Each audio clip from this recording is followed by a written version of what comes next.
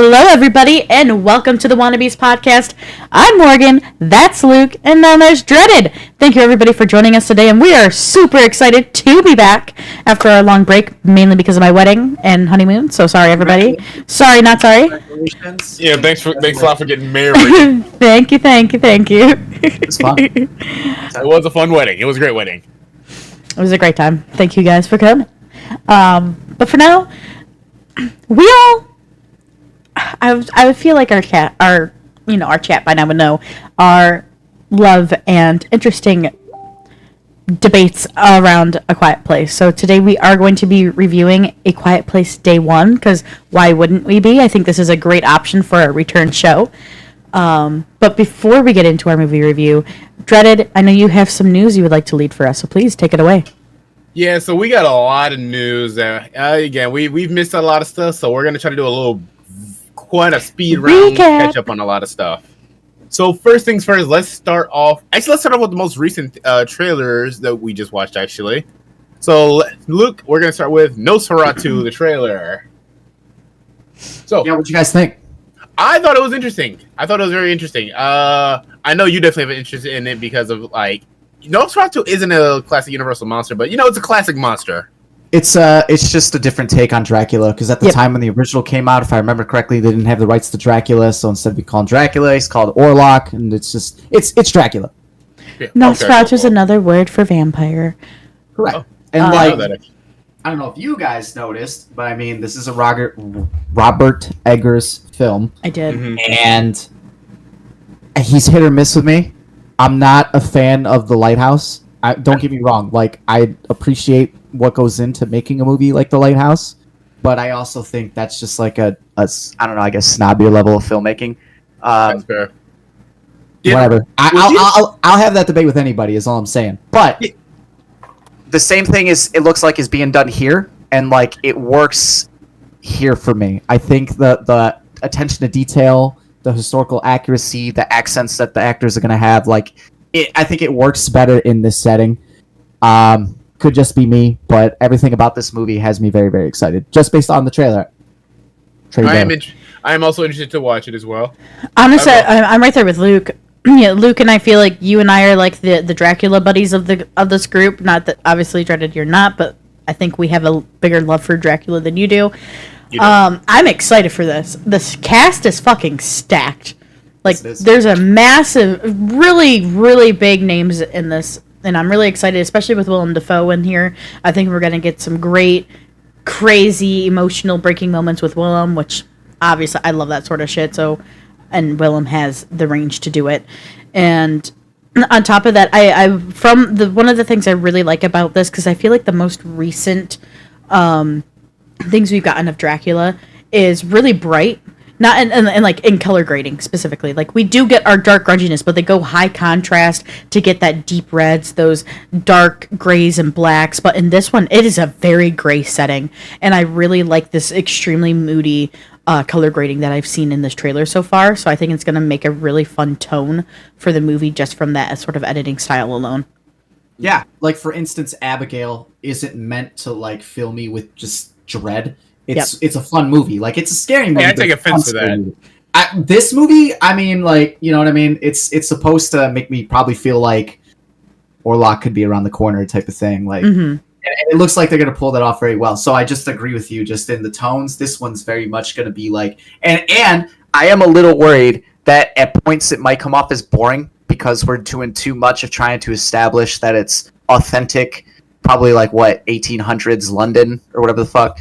As opposed to, me having a good time with the movie. I feel like that just comes with the territory of something like this, an A24 Eggers film. Like, that, it is what it is. But overall, I'm sure this movie will be fucking awesome. I'm excited to see it. But yeah, I agree with you. Like, this is the tone that I want with something like this. Yes. As opposed to kind of what I've been getting. Not that they're bad. They've just been different. And as I mentioned, Robert Eggers does have a pretty good track record, honestly, because The Vivitch is pretty good. The Northman is a film that I surprisingly liked a lot more than I ever thought I would. I never watched The Lighthouse, and I kind of don't want to. You don't have to. I will admit, I have not watched The Lighthouse, and there was never a big draw for me, to be honest with you. Like, it looked nice, but I didn't really care about it. Yeah, that's fair. So I would watch Nosferatu. I would do so. Well, you better. We're going to be reviewing it. Okay, I will. Then. Christmas, and it's a Christmas movie, guys. Yeah, horror movie, Family. Christmas movie. I'll take it.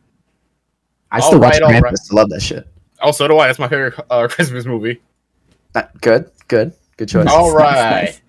So our next trailer we got also is Moana 2. Oh, I'm Yeah. so excited. This is strictly for you two. I'm gonna sit this one out. All right, loser.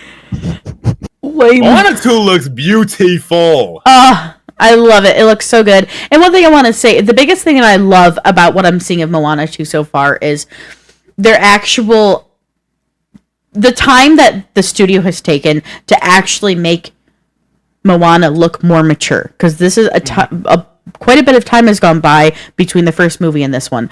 Because that's honestly something I didn't really get, let's say, between Frozen and Frozen 2. I don't think it's as big of a time gap between the Frozen movies, but I don't think they looked as matured as Moana does in the second film compared to her first film. So that's just one thing that Disney, I feel like, lacks in doing, is like showing that maturity and it, like, just physically. So I'm really excited to actually see that she has aged and that we're kind of getting a different take of her. I think obviously coloring, music scoring, and everything so far from the trailer, I really like. It looks great. I love Moana, so I'm gonna be there probably day one watching it with all the kiddos. Yeah, If I may, real quick, I agree. I feel like Disney does have a huge problem with like aging up their characters and doing things like that. I talked The Incredibles is one. Finding Nemo is one. Like, these are movies where they literally have like 13 plus year gaps. And they go, we're still going to treat it like it happened yesterday. I'm like, why don't you, same with you. Like, why can't the characters grow up? Like, I loved them as a kid. Why can't they grow up with me? You know what? That's why I appreciated Toy Story 3 so much, is that Andy grew up. Like, Andy and I were the same age, and he was graduating in 2010. I was like, I'm graduating in 2010. Like, that was awesome. So it's rare when something like that happens, but I agree with you. I wish they did that shit more.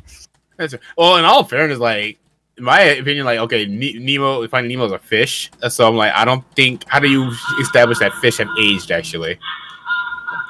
And Incredibles, well, I guess it was genuinely meant to take place immediately after the first movie, so I can't give it too much knock. Like, if they were establishing that some time has passed or something like that, then that would be a problem. But since they were strictly going with, you know what, this is immediately where the first one ends, so like that's why they're not aged up or anything like that. I can't get mad at that. It's a nitpicky beef for me, but it's like, if your actors are going to age 10 plus years, and you're going to bring them back, like, then their characters should probably age 10 plus years. Like, it's okay. Like, things age. Like, and also for me, I don't like the fact that, like, you cast a kid to play, like, Nemo, for instance, and then he ages out of the part because we want to keep him a kid.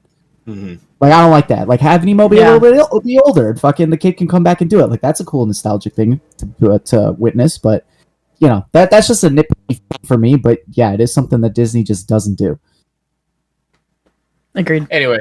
Well, back on Moana 2 trailer. Like Morgan said, I agree with everything Morgan said. This one was gorgeous. I can't wait to see it. I'll also be there day one because we got to do a repeat. We saw Moana 1 together back in 2016. We gotta go together.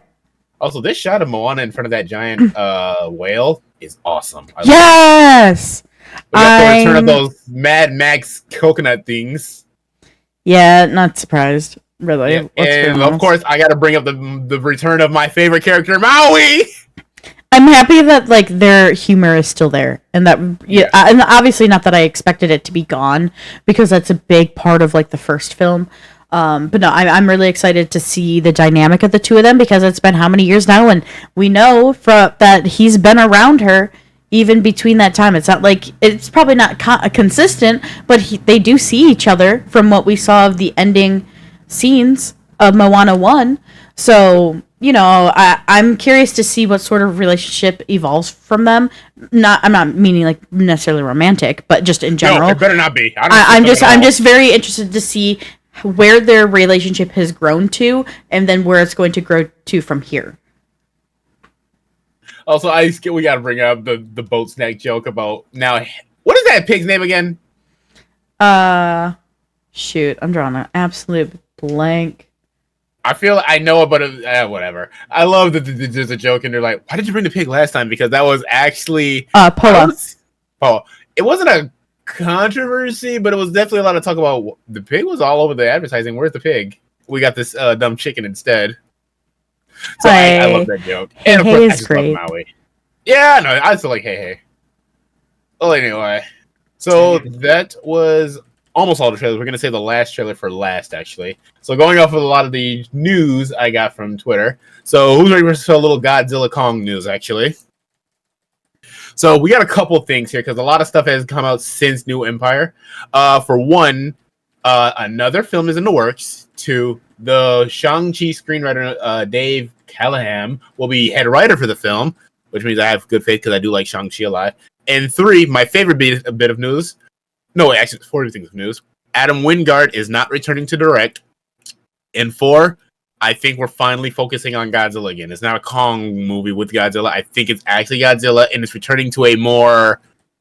it might be returning to a darker tone as the first one, or even Monarch, which has me so happy. Right. I don't know why you hate on Wingard so much, because he did very good with those two movies. And two, I guess considering fucking -1 won an Academy Award, I think you have no choice but now to try and do a more dark, realistic one, because like, if they could fucking do it for $15 million in a parking lot, why can't we? That is true. That is a little embarrassing. Why I don't like Wingard? Well, I'm not gonna say I dislike the. But you like Krampus. Look, it's the reason. I've watched a change in shift in the tone of the MonsterVerse. Okay, I was a big fan of Godzilla 2014's tone. Kong Skull Island was fun, but still not wacky. King of the Monsters, in my opinion, was the perfect tone that I wish they'd stuck with throughout.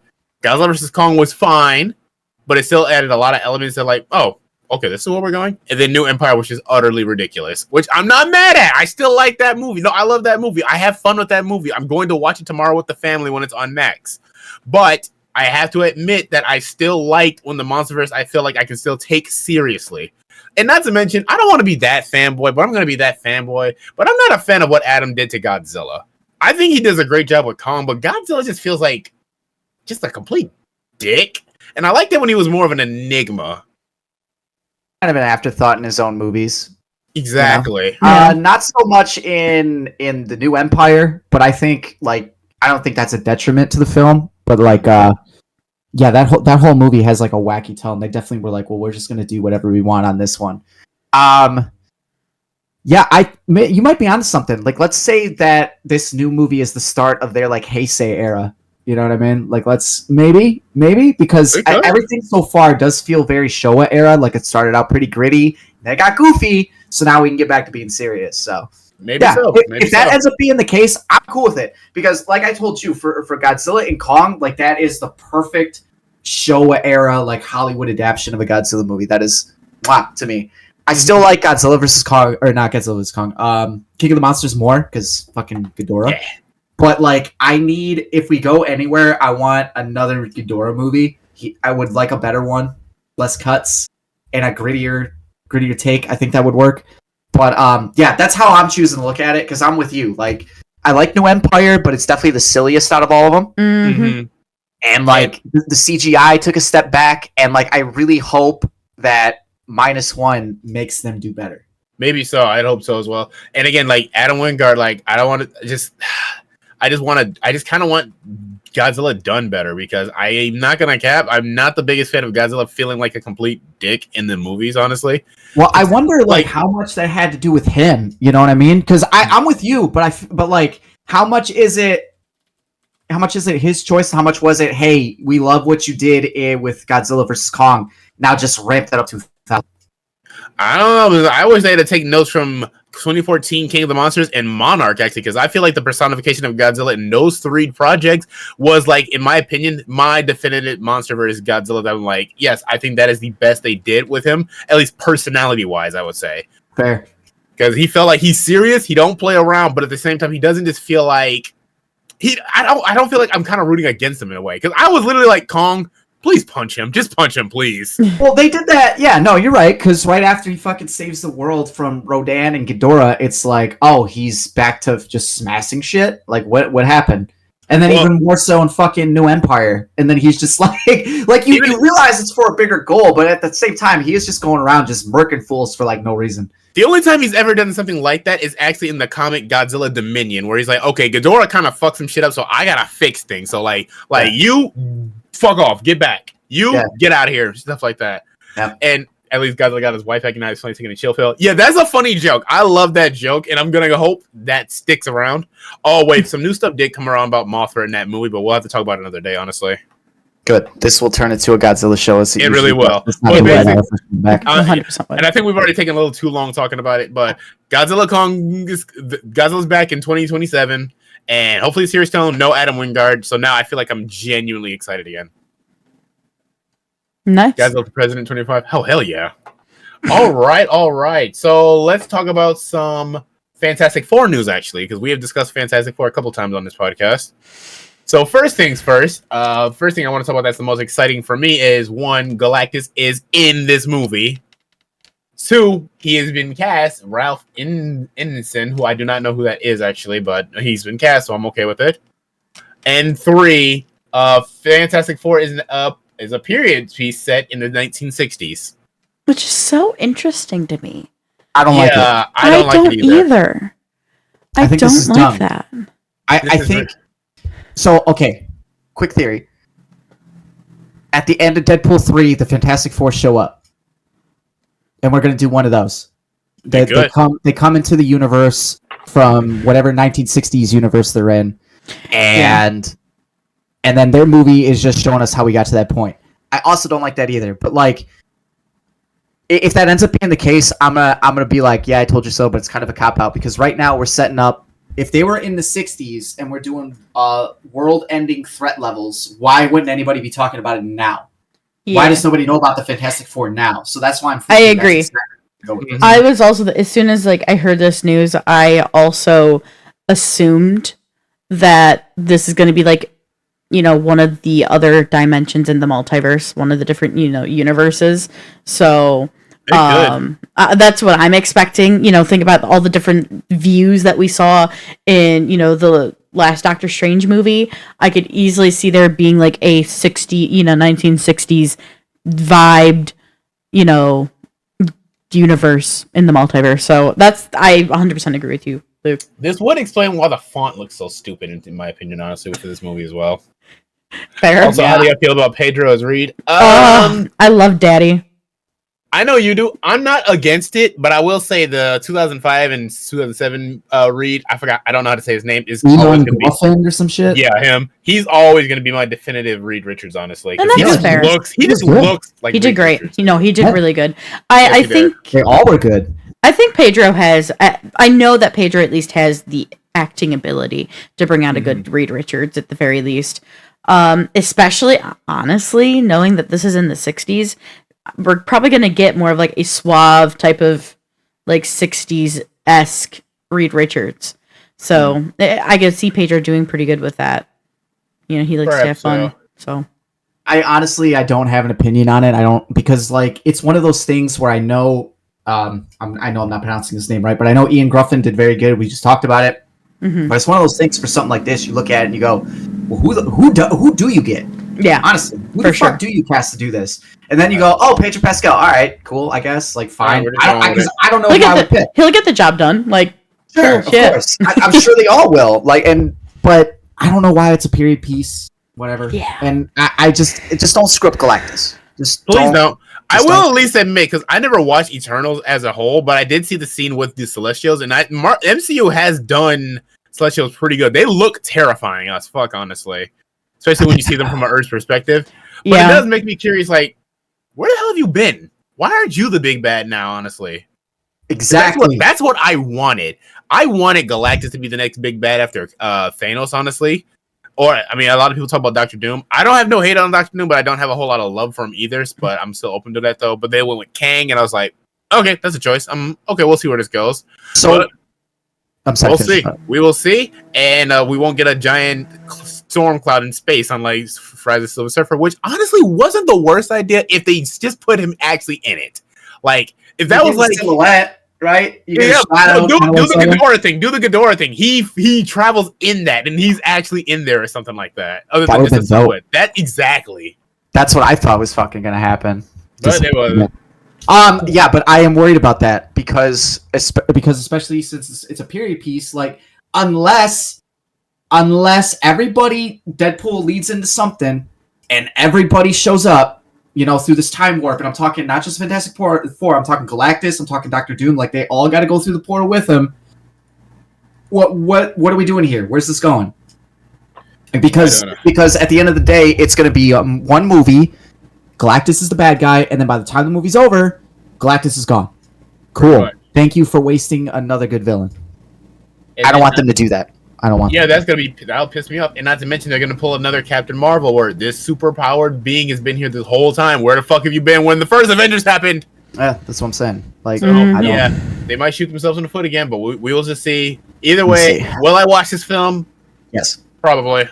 When's it slated to come out? 2025 actually, July 25th. Okay. Yeah, I'm pretty sure Deadpool's gonna give me all the hype for the Fantastic Four, for the X-Men, for whatever. I'm banking on it. So We will see. we will see. Anyway, so let's actually continue on with the superhero news actually too, because there's actually a couple of things. So we have talked about Blade in the past and how much trouble this film has been going through just to freaking get off its feet. Well, unfortunately, we have now lost our second director to this film. This news came out about a month ago, actually. Jan Dimage? I don't know who that is at all.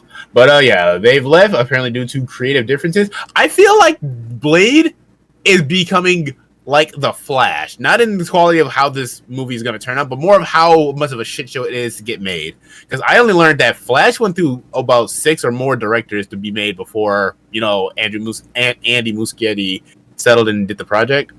This project, they've set up Blade since Eternals, and nothing has come out yet. Like, what is going on behind the scenes? Why can't no one seem to agree on what to do with the man? It's probably got a lot to do with the rating, the tone. Mahershala Ali probably has some things that he wants to make sure is in it. I mean, the dude's got a fucking Oscar, so like he's gonna be able to pull some weight. But it really probably has to do more with whoever's fucking running things over at Marvel, because I really don't think it's Feige anymore.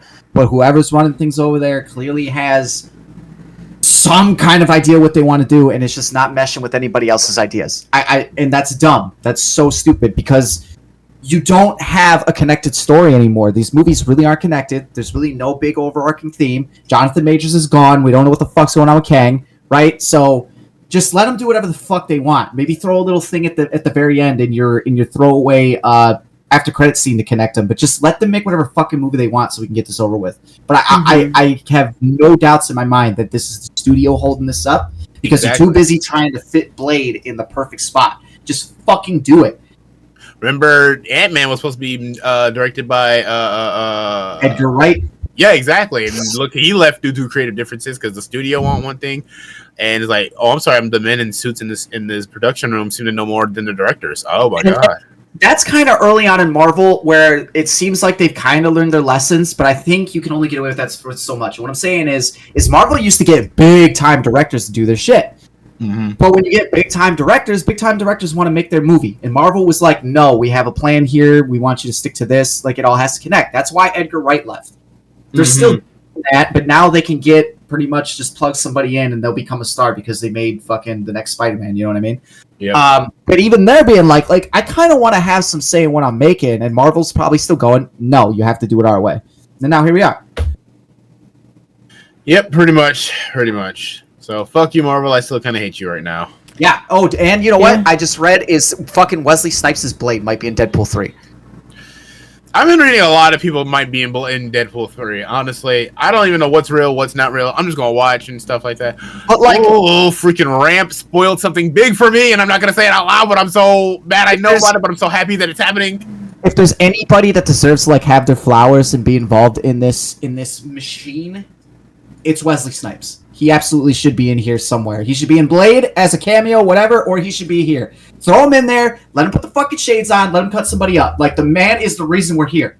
Blade is the reason we're here. So, fucking show him some respect. Exactly. All right. Anything you guys say, Morgan? Because I think me and Luke kind of dominated that. Definitely. Honestly, I'm right there with y'all. So, not much Gotcha. else to say. You guys covered how I feel about it too. All right, then. Well, speaking of other black superheroes, according to Culture Crave, which is actually a pretty reliable news site for films, in my opinion, on Twitter, Sony has reportedly began casting for Miles Morales in the upcoming live-action Spider-Man project. This is long overdue. Hurry Long up. overdue. Yep. Yep. Not much. Just they began casting. I am curious though if anyone has any idea if they could cast anyone. If you think of somebody already famous, or if they should go with an unknown. They should go with an unknown. They I should ain't mad at absolutely it. go with an unknown, and they should have Tom Holland Spider-Man. Bring him in. Perhaps so. Well, it's And just like- Sony has reported, so I don't know if this is MCU related or if this is a Sony project. That's a whole nother issue. But like with the Venom 3, I don't know if we talked about Oh Venom 3, crap! I forgot about Venom 3. That was the other thing. but with the Venom 3 trailer, like I don't know what we're doing here, man. I don't know what we're doing. I have no idea. I don't know how I feel about it. There's like all these things about it being connected to Garfield, and like I just make a fucking decision. Just I don't make a know decision and anymore. go with it. That's it. That's the other thing I fucking forgot. Okay, wait, hold on. Let's continue the Spider-Man thing real quick. Yeah, but as far as Miles Morales is concerned, long overdue. Morgan, just go. We're gonna shut up. No, I 100% agree. We should have had Miles Morales ages ago, and I also agree. I think we should get an unknown. I Alright. think it'd be really a great role to find a new upcoming actor for. Yeah, it'd be dope if just make it Tom Holland. Tom Holland and Venom can be in this. We can get that going, and then it can lead into Miles. I'll fucking do this for you guys. Like this isn't hard. Killer it is. I mean, you saw how with Madam Web. All right. Oh, we gotta quickly talk about this because I forgot. Okay, Venom: The Last Dance is happening. Trailer came out. CGI on Venom actually looks really good. Actually, I don't know what they're doing. I've watched that trailer a few times, and I'm trying to recognize anything at all, dude. I don't what's know. happening either. I don't Oh know my what's God. happening either. We got a Venom horror. His home is coming for them now. Because this is the last Freaking one, right? Mordor is coming back. Oh, did they waste the Spider-Man No Way Home post-credit scene? Because it looks like the same bar that the symbiote was lifted has been captured. Yeah. Oh yeah, they did. Fuck yeah, of course they did. Of course they did. You'll get the- Why would they have it actually mean anything? You Pretty know, much, yeah, good point. That whole scene was there not to really tie it extremely into Marvel and to make it a crossover eventually. It was just to promote the next one that was coming out. I mean, Lovely. the symbiote's still in the MCU, so who knows? But like, What's since we talked about Galactus, I'm waiting for them to Galactus Null, I hear a lot of cool shit about Null. dude. But I'm- that's not what I'm gonna get. I'm not gonna get it, and it's gonna piss me off because Probably not. that's one of the coolest stories I've ever read in comics. Null. Okay. Also, I'm happy that Mrs. Chen is back. I love Mrs. Chen to death. She's the best character. Mrs. But, yeah, Chen I'm looks like she's balling at this point. Jesus Yeah, Christ. pretty much. But like I'm probably gonna watch this. I'm gonna watch this because I've been with Venom since 2018. I'm like, it's stupid. It's gonna be stupid. But you know what? Just entertain me. But I have one major problem, and I can't. And like, this is now forever a curse for me. Spider-Man 2, the game, ruined Venom for me. Because if it's not Tony Todd, I don't want him. So hard for me to just get an accurate portrayal of Venom. Not that I hate what anybody's doing, but can I just get the thing? Just give me the thing. I love Tony Todd's Venom too much, and then I heard Eddie Brock. Tom Hardy's Venom. I was like, oh yeah, Yeah, dude. oh yeah. Honestly, like that would have been cool, and if they would have done that with Tom Hardy's Venom, like Tom Hardy doesn't have to do the fucking voice of Venom. You could have got somebody else. I do respect him for doing it, but whatever. I respect Okay. him for doing it the first time. The second time, not so much, and now this third time, I think I'm over it. Yeah, Venom 1, really stupid, but I enjoyed it. Venom 2, I had so much high hopes for. Didn't get it, but I still wasn't entertained just how dumb it was and still. And I'm going to get the same thing. Here's the thing. No expectations. I have no expectations. Just I think entertain me. I think that's how you have to go into this third one at this point. Go in zero expectations, just expect to laugh. Yeah, pretty much, because if they couldn't do Carnage right. Full credit to Let There Be Carnage. When his intro, well done. Yeah. After that, And I do love his voice. I actually love Carnage's voice in that movie. yeah. I honestly, for a PG-13 Carnage, I mean, all right. And this is me like having enough time to watch it again and again. Like, all right, fine for what it is. Okay, but fuck, man. Yeah, pretty much. Also, Andy Serkis directing I actually liked it a lot too. Yeah, I hope he keeps. I don't know if he's got anything coming out soon, but like, keep giving him shit. He's good. All right, that was a quick. Okay, next bit of Marvel news. Marvel Studios is reportedly working on a Namor project. About time. I'm okay with that. I want Tenoch Huerta back. I want him. I want good sir back. No, he was great, man. Yeah, he really was. He Really really was. fucking good. No, That's- he did fantastic. I'm excited to see like what we're going to get with that project and to see Yeah, what that's avenue it's going to take. He was such a fascinating character as well too.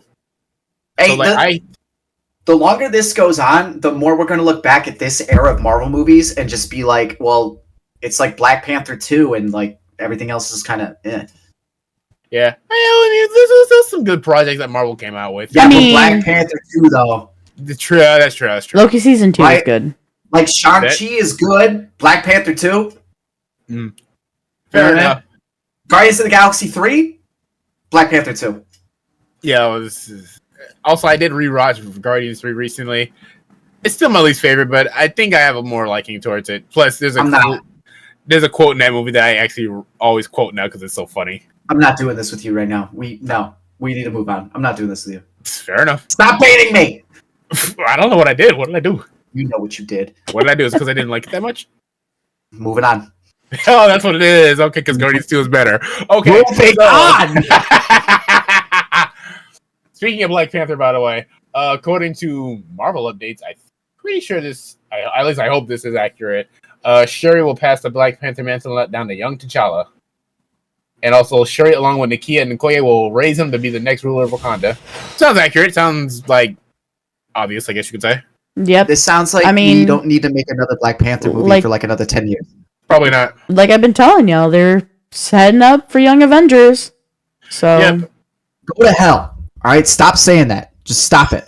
I Even can't if help that- it when they're literally putting it in our face. Stop it right. I don't want it, but they're making No. sure we're getting it. Fuck. Can't stand you. Anyway, so let's actually move on to a little bit of DC news, actually. The Penguin apparently will release in September on HBO Max. So we got in September, then the Penguin Nice. releases. I have high hopes for that show. I So do hope I. it comes. I do through, 'cause, too. Like it'll be a dope lead into the Batman 2. Mhm. Yeah.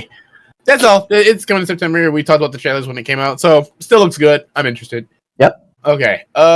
Arcane season 2 will be the final season of Arcane. That is a show I have not watched, but I hear such good stuff about It's it. and I really probably good. will. Didn't one come out like 2 years ago or something? Like it's been Yeah, out for a minute. hasn't it? It basically came out in the middle of like the heat of COVID.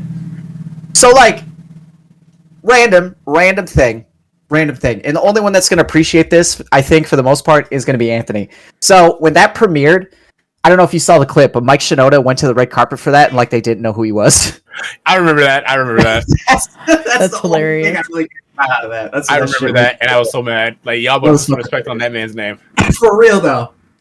All right, that's all I got. Cool. I hear the right. show's good too. Like, all right. hmm House of the Dragon has been renewed for season 3. Yes.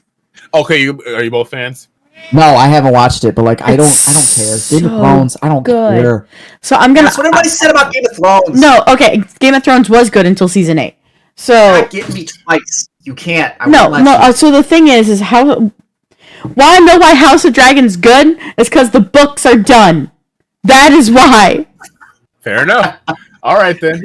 No, I do want to say though, like in terms of House of Dragons, I'm really excited for that. That cast. Oh my god! I know like things have been. Hi, Owen. Matt Smith, Sir. right? Like literally. Sorry, what was the question? Matt Smith is in that, right? Yes, yes. Like this cast brings so much. Like I really liked the cast of Game of Thrones, but I think that this cast, especially with how quickly things are ramping up and getting crazy, they are bringing it and they are doing a fantastic job. I love this show. I love House of Dragon because of the cast alone.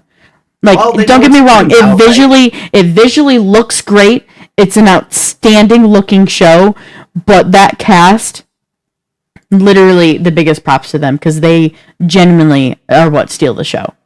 Ball. Hey, quick side question because I might watch it, might binge it tomorrow. How was The Rings of Power? Lord of the Rings. Is it worth watching?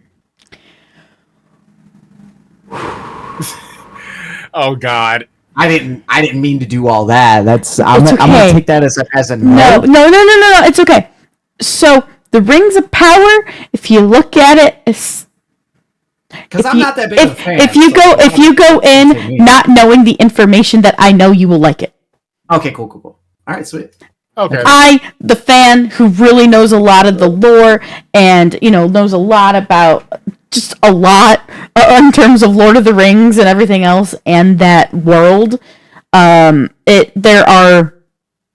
have issues with it. It is No, I know how deep you are in that shit. I went to your wedding. I'm Yeah, aware. there was a dragon on your cake. Yeah, I'm aware. There was a dragon on my cake. I cut the cake with the sting. I walked down to the Shire song. Yeah. But there is plenty more than just that at my wedding, guys. Come on. The rest of the wedding party walked down to Jurassic Park. Come on. So Yeah, that is true. I was humming it as it was happening. anyway, no. Oh, The Rings of Power is well done. The issue is the changes they made to the lore. And they should have been working with Peter Jackson. Peter Jackson offered to work with them because he's probably one of the people who knows the material the best in the movie making world, and they didn't want his help. Amazon was like, nah, bruh. And that, I think, is their downfall. Yep, that's what they fucked up. All right. All right. So I will rest it there, otherwise we'll be here all night. Fair enough. Kind of like us, Godzilla. I only like this one because I wasn't sure if either of you guys like Blade Runner, and I've learned that I think both of you do. Hunter Schafer has been cast in Blade Runner 2099. I didn't even know that was actually going to be a thing anyway, too. So, yeah, neither. So, yeah, that Blade Runner 2099 is happening apparently. Let's go. 2049 is very good. The original is fucking phenomenal. So, Yes. all right, I'm down. And that's kind of an undersell for 2049. 2049 is pretty fucking good. So, All right. Horror sequels that are coming next year. Okay, so we've got another Saw movie. I need to see the latest one because I hear good things, and then I'll be You excited didn't see about it? this one. No. Oh, Nah, I funny didn't see story that. about that because me and Morgan were supposed to Excellent. review it. I think Morgan forgot to, and I already paid for it, but it was worth it. It was worth it because I really enjoyed that movie. Wasn't that I Yeah, forgot to? I'm gonna check it out. Life got Didn't want busy. to. That's fair. Okay, I can. Oh yeah, I forgot you were pretty busy and stuff. And just like, can we just not? I'm like, it's whatever. No, don't Really worry. good, really good. Trust me on that. All right, You keep it on the list. I'll watch it. Insidious 6. Oh, I'm stoked. Yeah, I'll me watch too. I'm gonna watch it because I still like it. The last one was a disappointment, but not horrible. No. No, it was underwhelming. That's what I'll say. It was very Correct. underwhelming. Yes. Okay. Mhm. Megan 2.0. I am not watching that. I didn't I even don't watch the care. first one. Same. Okay. 28 years later, me, Luke, I think we're definitely on that. Cillian Murphy's back. Awesome. The Black Phone 2. I still have to watch 1. I don't understand why there's a 2. I don't know either. It was popular. But I love the Black Phone. You haven't seen it? Watch it. Uh-huh. You gotta Unfortunately, swap. I'll do Saw. You gotta do Black Phone. fair enough. Unfortunately, Five Nights at Freddy's 2. I have very low expectations. Yeah. If you I don't don't know care, I why. don't care. Because of the games, there's a lot of stuff that they can still cover. I know, It's not gonna be good. I don't It's think. not gonna be good. Yeah. But we'll get Kitty in for the review again. And here's the actual most interesting for me: Final Destination Bloodlines. I'm here for that. I'm a big Final Destination person. One Same. other one that you didn't mention that I want to just say, why the fuck is it getting a second one? We're getting a Smile too. Oh yeah, that came out. Yeah. Yeah. I didn't even like the first one. I didn't even watch the first one because I'm like, this is I like fucking the first dumb. I like it. Damn, like we should have reviewed that, man. Because Yeah. oh well, No, I I'm did. sorry. I didn't like it much. But going back to Final Destination, I want Tony Todd back. I want his character back. Yes. Please. It's called Bloodlines. William Bloodworth. Bring him in. Literally, my dad and I talk about the nail gun scene all the time. Ooh. This will probably end up being their Halloween 2018 reboot. You know what I mean? That's why Yeah. it's Bloodlines. They're probably gonna pick like the survivors from the first maybe like 3 or 4, and be like, oh, it's a World thing. Survivors. And, well, you know what I mean. But yeah, no, that's cool. That's cool. All I fuck with Final Destination. Same. All right, and finally, let's talk about a game trailer. Actually, Actually, can I interrupt you? Yes, we can. There is I forgot to mention this earlier. For all of us Michiganders, it has been official that the Michigan-based MJR theaters, which I mostly go to them because of $5 ticket night and dollar popcorn. But anyway, they are bringing the first ever 270 degrees ScreenX theater to Michigan this summer. Damn. It is Is it going going to be in time for Deadpool 3? It is in time for Twister, as Twister will be the first film on it. So yes, Deadpool 3 comes out after Twister, so yes. Just go. Just go. So I just want to say it will be at the Waterford MJR. But yeah, I'm really excited for this. The ScreenX is from JC 40plex, which is the world's leading producer for premium film formats and cinema technologies. So yeah, it's the world's first multi-projection cinema that extends screens onto the sidewalls of the auditorium and giving fans a 270-degree view of viewing adventure. So I'm really excited for this. I think it's gonna be really dope. I want to get How to Train Your Dragon re-released on this screen. I want Avatar. Avatar would be sick too. But yeah, I'm really excited to see what films we are going to get on this in the future, because I think it will be really, really cool. I want. So now we got to start filming movies in Panorama. Yep. Cool. Hey, you don't have to. You can still go old school. Okay. But that's all. Sorry. Please continue. It's exciting news, and I can't wait for it. Yeah, I didn't know about that. All right. So we're gonna talk about a game trailer, but it has relevance because the game in chill. The game in question is A Quiet Place: The Road Ahead. From the looks of this trailer, it is a first-person horror survival game. Looks really good on PlayStation 5, and Graphics do not look good. the monsters don't look good. I don't think it's a good looking game at all, which is a bummer because it is on the 5, and it's like this isn't a bum franchise. Like, this franchise makes money, so there's obviously enough for them to even consider this. But it's like they considered it, but we don't really want to put that much effort into it. So like, what's the lowest common denominator horror game we can You know what's funny is like the art style makes me think of like The Last of Us meets Fallout. Makes me think of Telltale. I could see that. No, I could totally see that. And that's why I thought this was going to be. It was going to be like a Telltale game. But no, this is like an actual game. And I'm like, this is the graphics you're bringing? Hey, maybe they can be still working on it. It can get better. They could. Yeah, be. this could just be the first looks. It could still, this may not be the final product.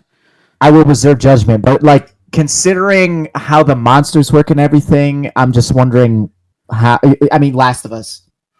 Mm-hmm. Like that's what it's gonna end up being. I Like, hope they integrate the fact that you can use a mic or something like that. That'd be good. I would love like a mic detection, like in the game, like where you have to worry about being loud or anything.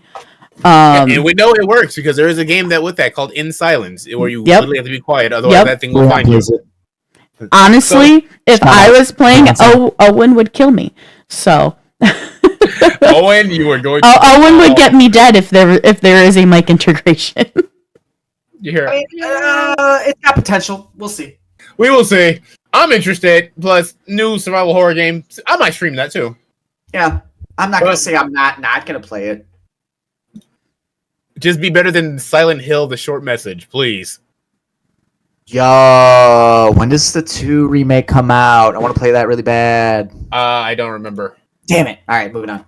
All right, but that is all the news we have, unless anyone has any last minute stuff. No. Yes. Well done. All right, on to this movie. All right, y'all. Do you want me to go ahead? Owen, I need to speak.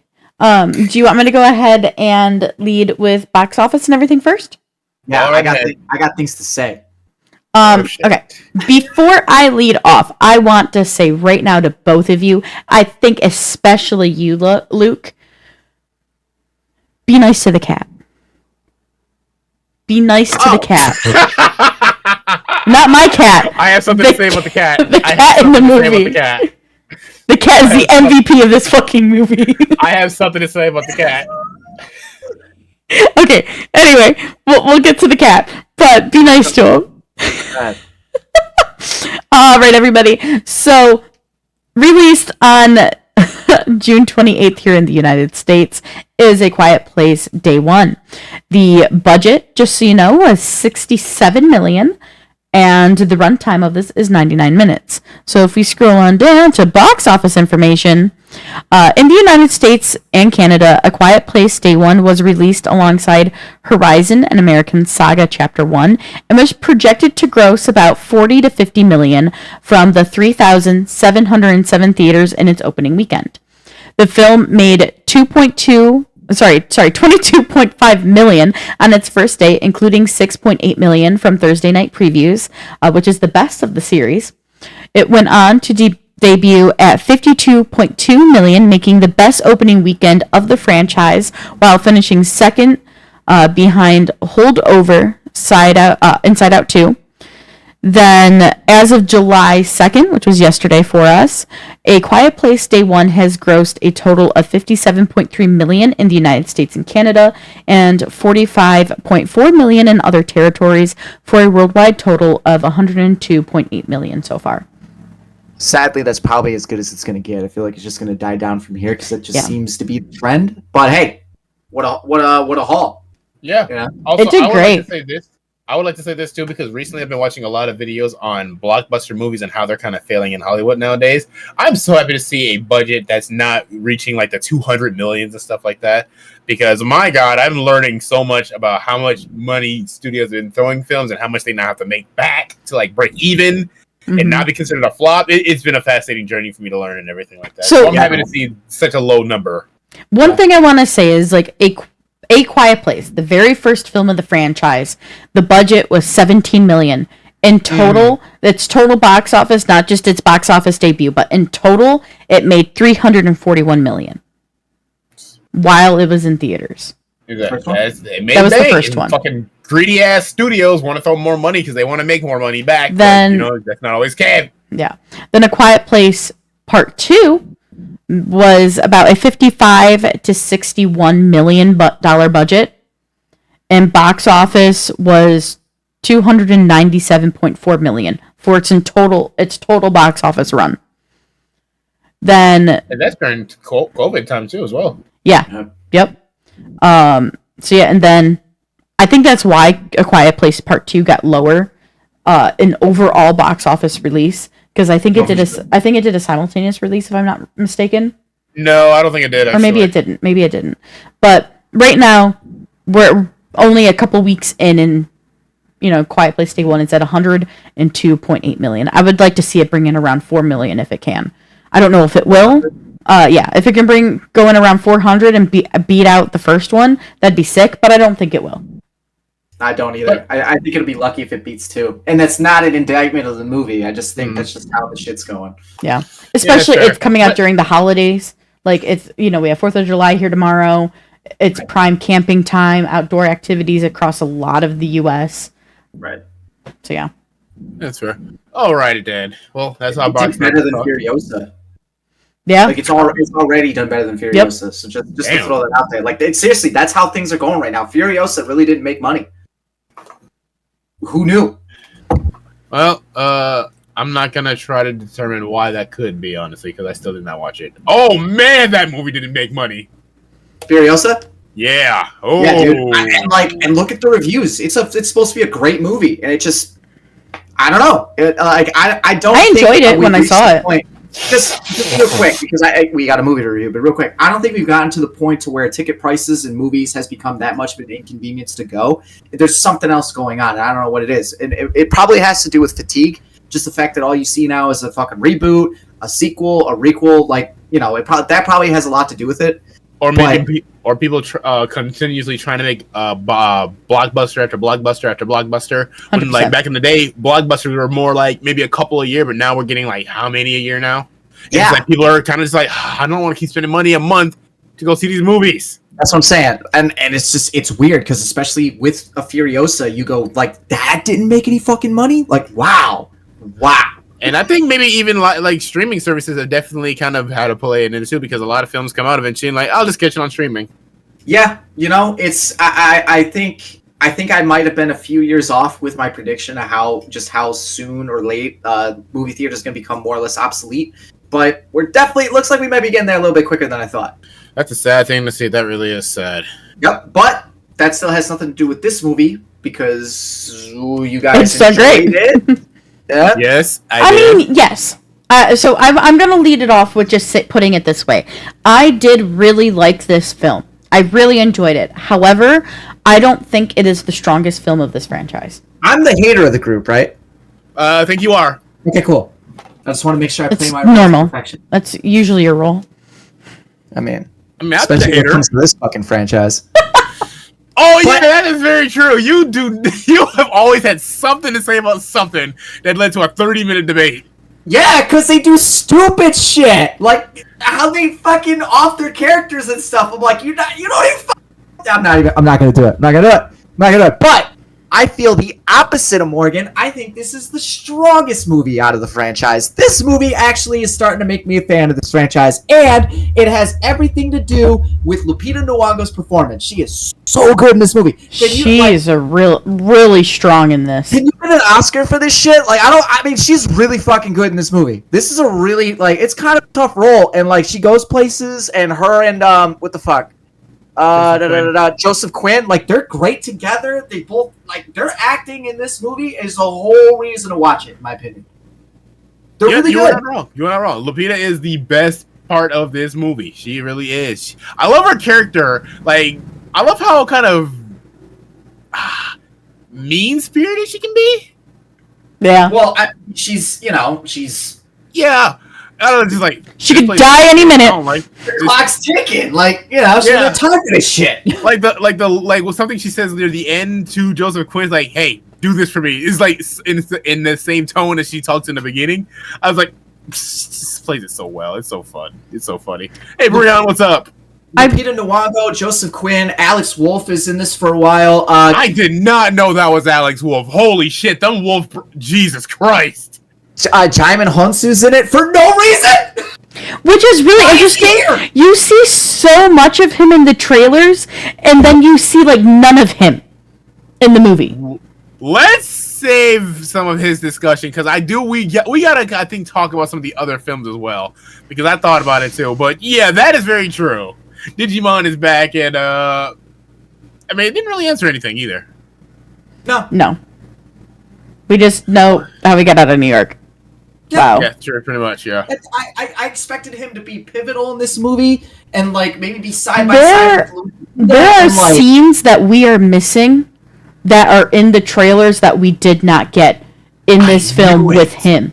Like if you go and watch the trailers, you see more scenes of like him and Lupita with Samira with Lupita's character, and there's just so much more that you see of those two characters together.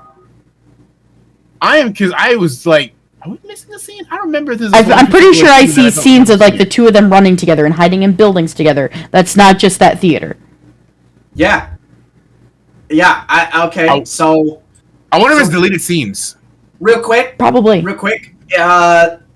Lupita Nyong'o's Samira's character is dying in this movie from what? Cancer. Cancer. Cancer. Yeah. Lung cancer. All right, she's dying in this movie from cancer. It's literally her last day. And all she wants to do is go into New York City and get some fucking pizza. Like, that's it. That's all she wants That to is do. the greatest motivation I've ever heard in a movie. Standing on business, the world is ending. If you make it sound you die, I want some pizza. And while she's in New York hanging out with Alex Wolff and everybody else that's in hospice, the fucking alien invasion happens. And that's the fucking cookie cutter summary that I can give you of this movie. I mean, that's what happens. Yeah, I mean, it's shot really well. I'm glad that Krasinski still wrote this. I was wondering how much involvement he was going to have. Because he directed the last two, right? Mhm. Yes, he did. Right. Okay, so that's cool that he's still very much involved. The director of this movie did a fucking phenomenal job. What's his name? Michael Sarnowski. Yeah. Michael Sarnowski is really good with this film. I just like have my issues. I just want to give this movie all the praise I can give it first because I love the characters that are in this movie. -1, and I'll get That's to all? that in a second, Morgan. The cat is great. Yeah. Fuck off. The cat is not great. The cat is fucking stupid. I want to go last when we talk about the cat. I have to go last. Yeah, the monsters obviously are the monsters. They're maybe a little more vicious in this. Like, Yeah, I think they really were because we see a lot more of them. Oh, I want to. The coolest thing about them is definitely when they're like in a whole ass group, like rushing towards sound. How they just pretty much cause a stampede. That is the coolest shit in this movie. Yeah. So Yeah, I'm gonna, that's something I even mentioned to Dan. Is like I love, like I know it makes sense why we see so many of them because it is day one. But holy cow, is it crazy to see so many of them? Yeah. okay, I'm gonna stop right now because that's really like those are really glowing things I said about it, and I do like this movie, but from here on out, for me, it's gonna be things I don't like. and you guys probably aren't gonna like anything that I have to say. So Probably just not. let me know when we're there. Well, I mean, we've done a lot of praising of Lupita. I mean, we haven't really talked too much about Joseph Quinn, that lying son of a bitch. Honestly, I like Joseph. I think he did really good. I think I'm not necessarily in love with the character Eric himself, but I think Joseph did well in his acting of this little bitch. The only nitpick I have about his character is that when we meet him, He comes out of water, right? Like he hid in the water. smart move. But then later on in the movie, he goes back into water and he starts having like a panic attack. I'm like, you were So just in the water, bro. the panic attack. Nothing about that. Yeah, the panic attack though is because of like them being right there above him. It was really interesting, and I really liked that dynamic between Eric and Samira. Is like how he is panicking, he is afraid to die. Like he has his whole life ahead of him, and Samira is very much like, I am at death's door. I don't care what happens to me as long as I get this fucking pizza. Because like she's like, I could be dead tomorrow from my illness. It doesn't matter. The world is ending. I'm not gonna eventually be able to get my medication. Like Her whole mood with him is like, just God damn it. It's fair. Yes. It's like, why are you here? And to the point of like, okay, I'm cool you being here. But I will say, like, at first he's just like a complete lost puppy just clinging. But he comes in clutch for her, honestly. He really does. He does. Like, Yeah, he braves the streets on his own to get her some medication. Mhm. And like, I mean, a little spoiler alert, but like when they make it to the pizza place they want to, the place is gone until he just finds another place like, hey, there's pizza in here. So he gets a 2-day-old pizza according to Breon, writes the name of the place on it, and is like, hey, how about you some pizza here from this place? I mean, it's not actually the place, but it's your pizza. Like props to him. Props to Eric. No, I do because think he can he has some really good character development for sure. Mhm. Yeah, their relationship is great. Yeah. It really is. Agreed. I mean, I'm still kind of mad at Joseph Quinn in general, but you know, I still got to give him his props. You guys let me know where I can go. I'm sticking with you guys on praising. Okay, because I'm still going to talk about all the stuff that I like as well. Also, Alright, go. I want to say, okay, let me talk about why this. I think I will rank these later because we're supposed to do that, Yes. right? But I will say one thing about this film that I think does, in my opinion, better than the other two. I think this was the most intense Quiet Place. This was intense, in my opinion, because I watched this with Raven. We were like glued, looking at each other like, oh, don't make a noise, don't make a noise, don't make a noise. Where's it gonna come from? Where's it gonna come from? These Cloverfield ripoffs. There's one stupid jump scare that made me jump, and I was like, afterwards, I was pissed. It was the equivalent of the squirrel in the Poltergeist remake. Like, it's so stupid. Why is that there? Was it a balloon? No, it was whatever fucking dream sequence she has. Yeah, at that. the window.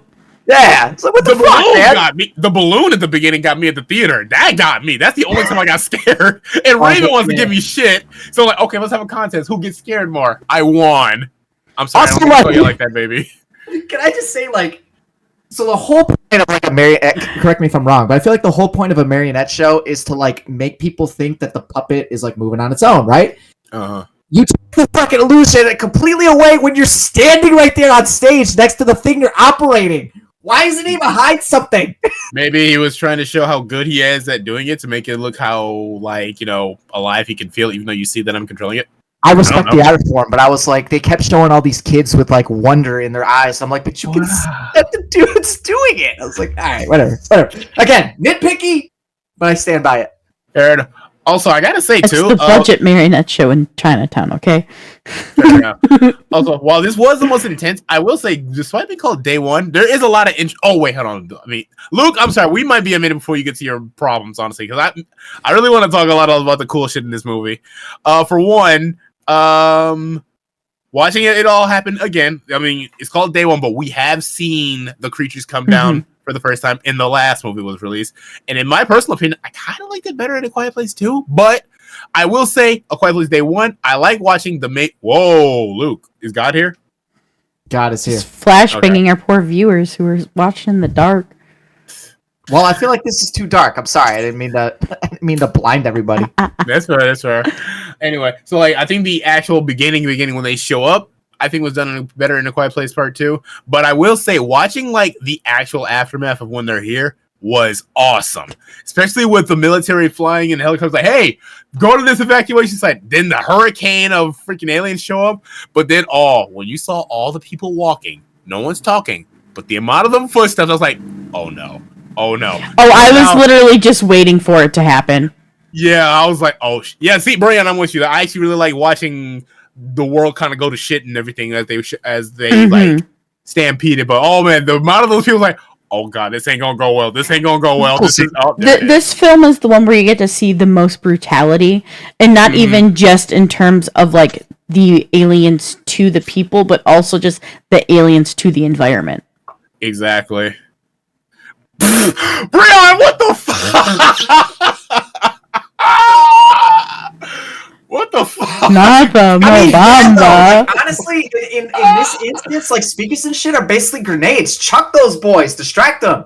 Yeah, that's true. I'm just gonna say, in the event something like this were to actually happen, I'm sure it would take a minute for everyone to actually realize, like, oh, don't make a noise because people are fucking stupid. But like, once you figure that out, I feel like these things are kind of easy to take care of. You ain't wrong. You ain't wrong. I'm actually really impressed that they actually figured out quickly to shut the hell up. They find that out pretty fucking quickly. I don't know if I buy that much. Like, sorry. I have to do this. It goes for my whole point. Go ahead. Why is this called Day One? Like the day one aspect is like 5 minutes because this actually takes place over what, like 2-3 days? Yeah, about that. I would say day one is stupid. Like you said, we already got a day one in number 2, which I believe should be was more done like better. week 1. Yeah, so exactly. Day one is a dumb name. That might be the biggest nitpick I've heard out of that. It's a title, man. It's a good title. What do you want to do? Week 1? No, day 1 sounds better. A Quiet Place Part 3. This is not Part 3. A Quiet Place. The beginning. Yeah, Okay, the beginning. the beginning, I don't fine. know. A Quiet Place, New York. I don't fucking know. But Day One, because that makes me. Wait, hold on, Luke. You might be onto something because if they called it New York, that sets up for other places that they can go with as well. Because we talked about in the last review. Yeah. Shit. Also, I want to bring up one particular scene with the creatures when Joseph Quinn is alone. Actually, because there's like a portion where they're like around. I thought it was blood. Those kiddos, Brian. Oh yeah, they're definitely gone. I thought initially like what they were looking at or what the cat might have been looking was blood, but it was like very pink, like pinker, and I was like, "What is that?" And then they started like eating some kind of egg looking stuff. What was going on there? So what this is just sci-fi assumption brain of Morgan, right? Yeah, So what I wanted. So part of me, at first thought it was potentially the blood of a wounded, like, whatever the fuck we're calling these things. I'm blanking on what their names are, but these aliens, right? However, Yeah, they are aliens. and that's what I initially thought, and then we saw what I thought then a breeding ground for these creatures. I thought it was also eggs, but then later they all come and start eating it. So I think it's more of just like fungal, like flora from their natural habitat that they happen to eat Noodles. on. They're eating noodles. It's fucking noodles.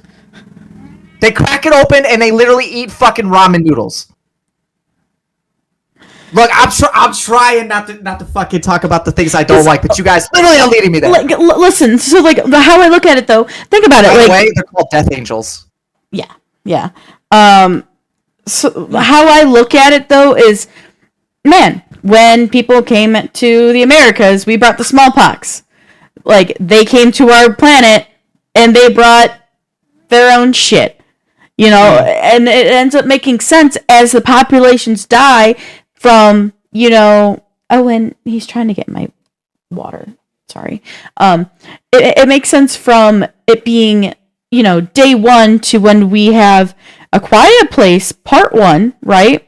To how they've been able to sustain themselves in terms of, you know, food-wise. That could be a good point. Okay. You know, the populations are dying out, or people are getting smarter and they're able to hide from them. They have, you know, flora and other things that they are able to eat that came with them from wherever the fuck they're from. They brought top ramen. Probably. Also, did you notice there was a bigger one too in that scene? Marochin. That's way better than top ramen. I did notice. It does seem like there could be, which is interesting to me because we haven't really seen any. We haven't had a chance to be more intimate in terms of like the alien side of things to see what the hierarchy is like with the species and if there is one. Yeah, that was interesting too because the first Brian, they just been like straight up the antagonist stuff, but this is actually the first time we kind of I feel like got a better look at maybe even how they work and stuff too. Because I'm wondering if it's like a parental figure or just like an alpha or something like that. I would assume like probably more alpha. I would assume more alpha, or you know, just think of when we're playing Helldivers, how there's like the higher like graded like insects that you can face. It could be the same thing with these aliens.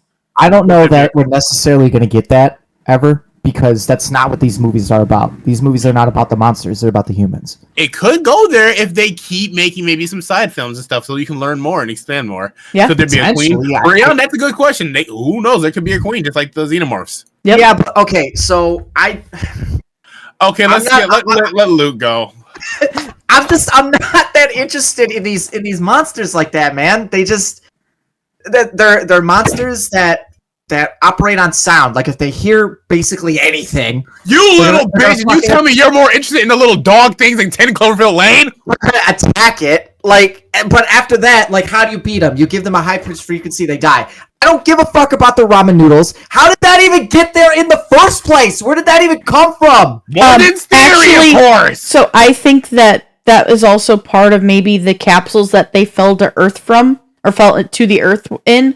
Could have been an impact site, and when it impacted, it opened up. They left, but it also then began like this fungal growth that started like terraforming the area. Fungal noodles. Maybe that's actually why they're here. Maybe it is for like a terraforming thing, actually. That makes sense that they would come in, wipe everything out, and then ride an asteroid to the next spot. Perhaps or maybe they cause the planet to blow up, and then they just ride the asteroids. I don't know. Or it could be colonization. They could be landing, colonizing, they leave some behind, and the group net goes to the next planet, and they just continue to grow their forces. Very possible. I have a theory, actually. What, like, this is inspired by Pacific Rim. What if something else in space is a hierarchy, and they're like the ground, like the foot soldiers? Very possible. Because when you look at these creatures, how the hell could they actually travel? These do not seem like traveling intelligent things. They feel like creatures that are like doing kind of natural stuff. So maybe something sent them here. Look, I'm just saying we're 3 movies in. I know even less about them than I did the other 2 movies. Like, I already know that they operate on sound. I already know you do the high frequency to fucking kill them. I already know they're impenetrable otherwise. I already know they're vicious, right? Like, I get all this stuff. And then the thing about this movie is, like, especially with the helicopters, like, getting them, leading them away, why are you just going back and forth across the city? Take them to one spot, keep blaring all the music. All right, they're literally all over here on this side of the island. Everybody, go that way. Listen, we already established that somehow they were smart enough to figure out to be quiet. We can't let them be that smart. There's just... Also, fuck that cat. Morgan. By the way, the cat's actual name is Schnitzel, but he's called Frodo in the movie. I just wanted to throw that out there because I love that he's called Frodo. That is the quietest cat in the history of cats, which is fucking impossible. No, it's not. No, shut your face for 2 seconds. My parents' cat, Callie, doesn't fucking speak. doesn't speak at all unless she's pissed at you. Secondly, I don't give a fuck. I said 2 seconds. I don't care that I'm over. The next bit is animals in general have to adapt to survive. I think the silence was... That cat did not adapt to survive. That cat kept putting itself in deadly situations over and over and over again. Obvious, but the thing is, you got to think about it. Literally, felines are one of the quietest like predators around in our world. So it's I don't think they're really the top of the food chain for them. Quiet until it scratches at a door and almost gets everybody killed. It's the beginning. And then when it fucking takes my man to the fucking into the nest, so I can see an alien. Okay, listen. The man didn't have to follow because he should know by now. Eric should know by now that cat returns no matter what. I would have left that motherfucker for sure. But like that cat was simultaneously the dumbest and smartest thing going on in this movie. And I get it, it's just based on the plot, but like they have that cat do some really dumb shit and then it kind of redeems itself. But fuck that cat, man. After it got those monsters to crash through the theater, I would have looked that cat dead in the eye and be like, you do this shit again. Like, you get one, bro. And then he does it again. I'd be like, nah, where's my cat? I have no idea where your cat is. I haven't seen him. Done. So the one thing I do want to say, listen, the one thing that I really like about the cat is in general, Schnitzel himself, the actual cat, not the acting of the cat or like the film's part of the cat. The cat itself is not an extremely trained cat yet, because there are moments where he is fighting Lupita and not following her. Yeah. Which I love. I'm very happy. I'm actually very happy they used a cat that is not extremely like film trained yet, because the dog barks too much. Well, let's be real. Dogs are gone. What I'm saying is though, dogs are extinct. What I'm saying is though, I from the filmmakers, I like that they went with a cat that wasn't like a seasoned veteran like filmmaking cat yet. Sure, because I think to the drama of the scene, right? I also think it added to like it gave a layer of realism to the cat being present, and like how it would occasionally try to go a different way, and Lupita's like, no, you gotta come this way, boy. You know, I liked those added bits to it. Nope, cat is dumb. You get one cat, and then the second time, especially for Eric, I'd have been like, dude, there's no, like, I'm sorry, but there's no way. And I probably just would have been like, I haven't seen your cat. And then also, I'm sorry guys, but I have to bring it up. So you're telling me John Krasinski's character barely picks up a fucking shovel and gets annihilated in the first one. God! Dumbass cat can jump into a pharmacy and make a thud on the desk and nothing happens. Listen, man. The alien was right above him! It was right there! Shouldn't have been. Oh, why would it be there? It doesn't. Why not? Why would an alien crawl down into the subway when nothing is there? It's just wandering because it's an animal. Alien animal. That actually was kind of creepy. I enjoyed that shot when it was just chilling there. Yeah, but it like was sleeping. Yeah. Also, the cat's dead when they go through the water. The cat's dead. There's no fucking way that cat survived that shit. They were underwater for like 10 minutes. Oh no, I want to bring that up again later. Oh, too. Okay. Because I said I was going last with the cat. First of all, I just brought up the fact that it was right over him, Luke. Okay? Right over him. So that's why it hurt it. Okay? Jesus. Second, I'm so mad at you. You gonna tell me those little dog things from 10 Cloverfield Lane was more interesting than the Cloverfield Monster or these things? Fuck you! I hate you sometimes. 3, okay, now let me talk about the cat. Yeah. I just want to say real quick, I'm sorry, just in regards to like the part underwater, they weren't underwater for 10 minutes, they were floating him and carrying the cat a majority in the bag for the majority of it, and the bit that they were under the water was not 10 minutes. It probably wasn't even 5 minutes, but cats can actually immediately reflex can hold their breath underwater for up to 5 minutes. I'm just letting you know. Okay. So that is actually completely possible. Also, I want to say that I really, really, really fucking appreciate the detail of what Lupita going through, and she would take her beanie and she would cover the cat's ears, because that is a bad thing. If water gets in cat's ears, it can lead to actual health issues. So I love that little like added bit. It was just, as a cat owner, as an animal owner, you know, I just love that little attention to detail. That is all. Please continue. Dreaded, the floor is yours. my turn to talk about the cat. See, Morgan loves the cat. Luke hates the cat. Here's my opinion on the cat. The cat was never real. Lupita is hallucinating a cat. Her illness is gotten so bad she is hallucinating a service cat, and Joseph Quinn is so scared and so gullible and so up to, you know. But what about the kid? Suggestion. Hold on! Everyone is going through a traumatic situation. Everyone is hallucinating something cute and happy. That cat was not real. Because you said, Morgan, in the first trailer, it looked like that cat changed colors. Or maybe someone else said that. I think never it was maybe said Raven. Then maybe it was Raven. Somebody said that. Number 2, that cat has disappeared from shots time after time. Lupita's holding it. Now she's not holding it. Where did that cat go? That cat was never real. That cat made not one noise. Except for a couple times. But no, that wasn't the cat. That was just Lupita. Or maybe that was just vibrations. That cat doesn't exist. I don't think it does. That cat was not real. Everyone is hallucinating that cat, okay? Because you are not going to convince me that 1 minute she's holding a cat. Where did the fuck did that freaking cat go? Or that cat ran off somewhere far, far away and magically came back. No, that thing is a hallucination. And no one's convincing me otherwise, okay? That is my piece. That cat was never real. I hate that cat, but I can appreciate the cat because it also has equally like pretty solid moments as well. So like, but overall, cat should have died. Fuck that cat. Nah, I think the cat's the most likely to survive out of anything. Yeah, my Yeah, of problems course, 'cause with it's this not movie real. mostly stem from shit like that. Like the cat, I don't know. Like I get the added drama because the cat definitely adds some drama, but like it's because the cat's doing stupid shit because it's a fucking cat. So I don't understand why it's in there. I don't learn anything about the aliens, anything more than I already knew, other than the fact that like they eat ramen noodles. Cool. And I mean like. If Lupita Nyong'o and Joseph Quinn aren't in here, given the performances that they are, I definitely don't enjoy this movie as I do because I like I was saying earlier, I don't think I'm ever gonna get. I mean, I might, but I don't really think I'm gonna get anything that really dives into the aliens because it's not what these movies are about. They're about the humans. The aliens are just there. That's fair. It would be kind of a neat trace thing, though. Also, if you looked at chat, Brian did talk more about why they're here, actually. And I even looked at the wiki, like, oh, now I know why they're here. Because Also- they're indestructible, they survived and the pieces of the planet blew up. I fucking told you!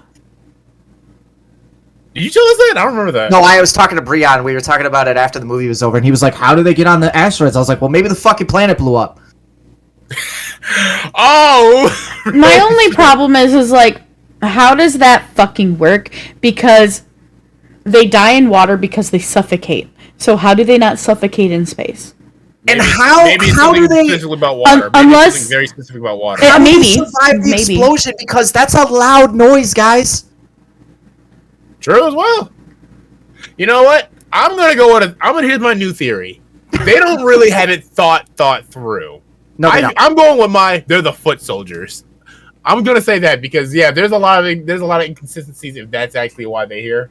I'm going to take it a step further. I'm going with Krasinski has no idea, and he's making this up as he goes along. So as long as he keeps giving me good characters like this, I'll keep watching him and he keeps sprinkling things in there, which is probably where this is going to go. Maybe so. Maybe he'll just build off of it. You know, a lot of things do take to build, I suppose. yeah. Sorry, it's We a will lot see. easier for me to talk about the things I don't like than the things that I do because I mean they're pretty generic. The things I do like, and they're done really well. But the things that are bad, like they're bad. So Fucking dumbass cat. I wanna. Are we good for us to pivot? And their dumb Yeah. rules on sound. Example, John Krasinski, So- the first one. Shut the fuck up! What I'm gonna Sick of do? you complaining about At that. least, First things there's no first. annoying kids in this one. I'm gonna toss this to you, Dreaded, because I want to talk about Henry. I want to talk about Digimon Hansu's character and like his uselessness here. Sure. So what I'm gonna do is I'm gonna switch to Dreaded. That way, Luke, you can turn your light on because it's getting really dark for you. No, I want to be in the darkness. It accentuates my bad thoughts.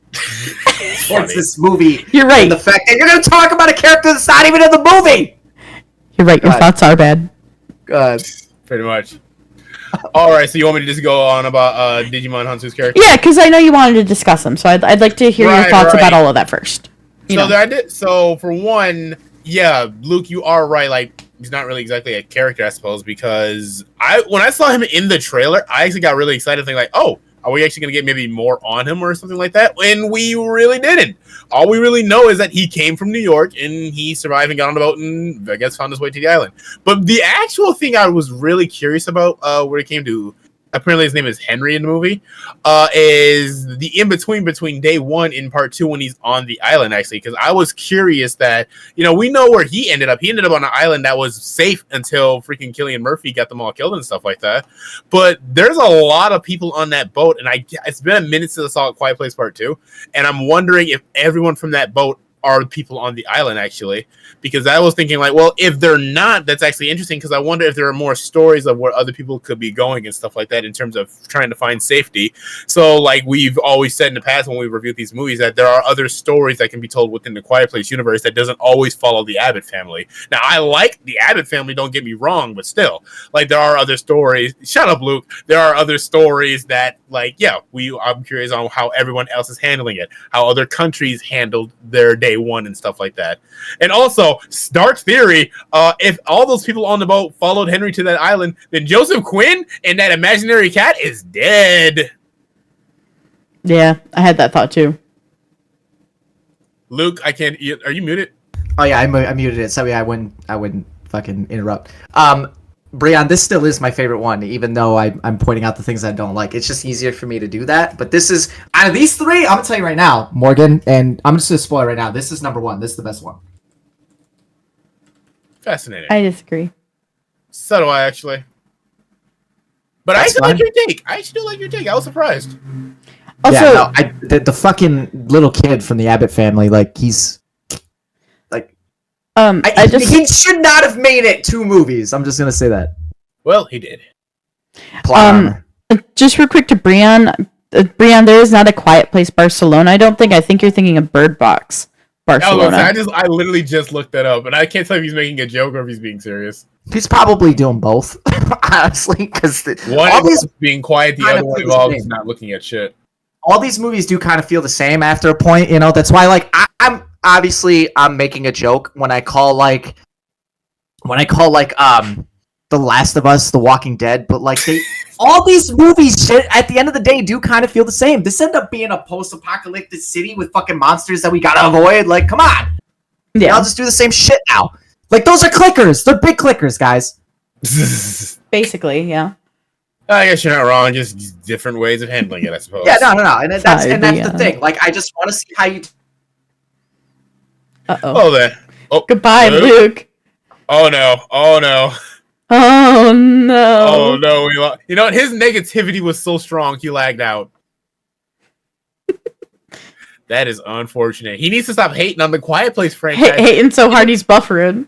He needs to stop hating on that scene in the first film. Let it go. You know what? I say that as I'm going to always bring up some old shit too anyway. But my God, it was right over him. Oh, look, I'll be right back. We'll give him a sec. It was right there. Look, is it really hard to accept that if a creature is just right there, it's a creature, a wandering creature, and you just happen to make a little bit of some noise, it's gonna know you're there, okay? It's not like it was far away. He made that tiny little ding and then came running. I would have been on Luke's side for that, but let it go. Oh my goodness. So, I'm gonna be honest with you. I'm really disappointed in the... Welcome back, Luke. I'm really disappointed in the lack of this Henry character in Digimon. Because, like, we see more of him in the trailers. Yep. He's a big character. He's important in the second one. Now, I want, sadly, give me, like, a mini-series of how that thing is formed. How, I don't know. Yeah, honestly, that'd be sick. I don't know. I don't understand why we have Henry in here when we get nothing from Henry other than him killing one man. Oh yeah, that dude had it coming. Yeah, so basically they wasted him twice. He was there to die in the first time, and now he's just here just to be here. That's a lot of lead up to that scene. Like, you think he's gonna be pivotal, and like now we might have a conflict here or something. No. Yeah. No, then they brush it off, and fucking Ruben goes and dies and tears his shirt. Yeah, I will get to that in a second. I'm so sorry, Anthony. Please. Yeah, imagine if like day one, if we actually had an alternate version of day one where it was actually just starring Digimon Hansu, actually about like him surviving and how he formed the island and stuff like that. I think that actually been good, or at least make that a solid plot point in this film. Actually, other than I like that she's standing on business. I want some fucking pizza, but again, like Digimon, why are you here? Why? Yeah, or how about if you call your movie Day One? It actually has to do with Day One. Oh my fucking god. Okay.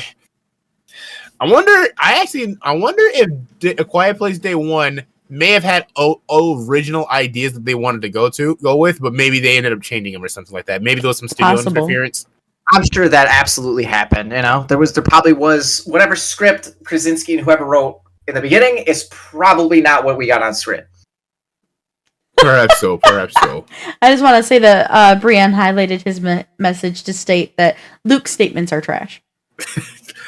All right, Luke, what were you going to talk about now, actually? I forgot. I was going on a rant. We were talking about Alex Wolff and Ruben, his character Ruben. He has the dumbest death. Yeah. Honestly, though, I'm happy he's dead. Like, as awful as that sounds, like, I'm happy we got rid of Ruben to get the character of Eric. Yeah. I'm actually okay with that, too. What do you think about like that? Me neither, but, like, a death like when a character dies like that, that's what I'm like, I don't get it. Like, what are the rules here? Because when a noise goes off, sometimes these monsters show up like that. And then when there's a noise, sometimes they take forever to show up. And like that's Ruben's death. It's like that noise, that fucking generator's going on forever. And I talked about it with Brian too after the movie. Just let the generator go. Just let it go. I said the same thing to Raven. I said I would have left that on, leave that as a distraction. Also, Luke, are you watching boxing or something? No. Are you sure? I saw the reflection in the Broly poster. Like, no, I got wrestling on in the corner. I've been on a kick. That's what it is. You said, oh, it's wrestling. Okay. Yeah, and then I got us too. See, now it's us. Oh, cool. Hey, I can see me. Bruh. Okay. You know, I'm happy we reviewed this movie because we're always going to have fun with these Quiet Place movies because Luke's always got some shit to say. Me and Morgan are always going to love this shit. We're always going to have questions and Luke's just like, you fucking nerds. Oh my god. Just follow your own fucking rules, man. Just follow anything. A noise was made. They came. Okay, so they were delayed. They weren't that quick. They're probably eating someone else. They were eating someone else. Right? Then why does... Honestly, if those monsters acted the way that they had been, like when they show up on Earth, as soon as those meteors hit, they're all over everything. So when that generator goes off, there should be... Because, what? There's probably tens of thousands of these things, maybe hundreds of thousands on the island, because they're everywhere, right? So as soon as we don't know how many were able to get across the bridges before they blew the bridges. True. Fair, but I'm just saying, when they drop, everybody is done for. And then they're so quick, they're so fast. Like, as soon as a noise goes off, they're on it, man. But not for this scene, because we got to create some tension. And so we're not going to follow the rules that we established when they showed up. Noise. But they followed the rules because they showed up anyway. Maybe it was a block away. Or maybe they were following helicopters again. The thing was... There have been other things. They could have been coming up. They could have been coming up. Ever. They could have been coming up, and the generator stopped. So then they're like, "Wait, the sound's gone." So they're stopped, and they do their weird little open ear thingy, and they're listening. And then the shirt rips, and they're like, "All right, someone's still there. Let's yank that boy." It still came, Luke. This wasn't that quick. Maybe he was a block away getting pizza. I don't necessarily disagree. I just feel like, I mean, he could have died anyway, but why we gotta do that? Why is it gotta be that way? I feel like you're trying to hate it at some point, just because it's just not the thing for you to do with the Quiet Place. Bro. Hey, look. If you want to argue with me on this one, fine. But the John Krasinski one and the first one, like that one's still all time bad. That's all time bad. I will argue with that too because it was right there. It's gonna hear it. It is going to hear it. These things are not quiet. Like, how did it even get there? Not quiet. No, they're not quiet. They're loud. They're fast. They're quick. They fucking run over everything. They're like Ghostface when he's chasing somebody. They just trip over shit. They don't give a fuck. Motherfucker, there have been plenty of times in this movie we saw that they weren't always loud. When they're not hunting or listening to something, they're loud. When they're just wandering, they're probably just gonna be quiet. They're just, hey, I'm just chilling. What was that? It was coming down the subway. It didn't make a noise till like the last thing. Like, hey, that thing came down the subway pretty quiet. Also, I want to Yeah, say man. I've been in that subway, that like really tall part of that subway. It is so much steeper than what it shows in that movie, and I literally leaned over, like literally that in New York City, like that specific like area of the subway actually gave me vertigo. That's how steep it is, Oh my god! and I do not get Also- vertigo easily. Just that's all. That's not important at all to this thing, but I was just like, oh, I was Also, there. Luke, I want to point this out. When they were down in the subway going across the water, and there's that hole in the wall. There's a creature just hanging out there, up in the hole and stuff, making He's a little sleeping. bit of noise, just being He's sleeping in the water, sleeping, right? He's He sleeping. said, "What? Yeah, but He's he's the one that chases the still doing nothing. Isn't it possible that an alien could have been doing the exact same thing when John Krasinski was right under it?" And he's like, "What was that?" No, because they were attacking the farmhouse. Hang on, I'm turning on bright light. Okay. Sorry, viewers, for the flashbang. For that pasty ass. Oh my god, man! I know. I need some more sun. I'm tanner than you are right now. What the hell? We're getting. I I don't know. I guess it's sunny Japan. What do you want me to do? I work in a fucking warehouse. So do I. Cool. Sorry. This is That's funny. fine. I swear to God, I am dead as always gonna hate when you bring up that scene of the first one. He It's was a dumb right scene. under him. So if he made a little noise, is it really that hard? Jesus Nah, bro. Christ. No. Nope. Absolutely not. Fuck that. Yeah, that's all I got though. That's all I I got. think that's all I got too. I don't want to fight no more. This is gonna go on Alright. forever. I know. I'm getting warm doing this shit. Like I got a window shaker in the window. It doesn't get in here too good. I'm starting to sweat. So you want me to rank them? So I'll rank the question is, do we want to give our score for this and our ranking? Yes. Yeah, sure. Okay, go ahead, Luke. This is number 1 for me, and it literally is on the backs of Nwongo and Joseph Quinn. Like, I do think, because I hate that kid in the first movies. Like, all right, I hate him so much. He's a dumb character. But those two, and like this one, I think is really well acted. There's no kids. They're awesome. Like the characters in this movie are great. So 6.5. I give it 6.5. This is number 1. And then I would probably give the first one the 2 spot. John Krasinski's performance is great in there. Emily Blunt's performance is great in there. I like the kids more in that one because like I'm just getting to know them. The way that they act makes more sense to me. And the monsters are brand new, so I like them more. It's my first time seeing what they do. I think they're scarier in that film. So yeah, that one. And then I don't know what I give that one, like a 7, maybe. I don't know. I forgot what I gave it, but that's number 2, and then the third one is number 2. Okay. Go ahead, Jordan. All right. So for this film, I'm actually going to give this film an 8.5 out of 10. I really like this movie, actually. I'm with Luke on Lupita and Quinn do an amazing job, although I still kind of am always going to be very mad at Joseph Quinn. I love the... Oh, yeah. The reason why Eddie Munson's hair wasn't real, and I thought he was sexy, but when it turns out that wasn't his hair... That is him. Yeah. Yep, pretty much. I love that this is the most, in my opinion, intense film that had me kind of really gripping my chair or gripping Raven's hand all the time we were watching it. I enjoy it a lot. I like seeing a little bit more of how they work, the creatures work and stuff like that too. And I like the different setting of watching a big city completely fall and see how that actually went as well. Great. Also had some very heartfelt moments and stuff of just trying to survive and being good to one another, and along with a imaginary cat. Ranking the films, this isn't my favorite of the films actually too.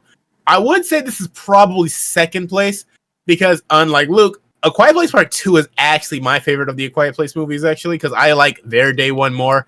I actually like the plot that goes on in that film as well, honestly too. A Quiet Place 1 probably last place, but that doesn't mean I dislike it. It's just something's got to be last place, and it's got to be 1. Because sometimes I'm always going to be the guy who kind of likes certain sequels better because more things are established and more things can happen as well too. Sometimes the first one is like, okay, we were setting up, but sometimes when you get more into something, I enjoy it more, which is kind of why films like Guardians 2 I like more because they're already together, so that we just watch them do their thing.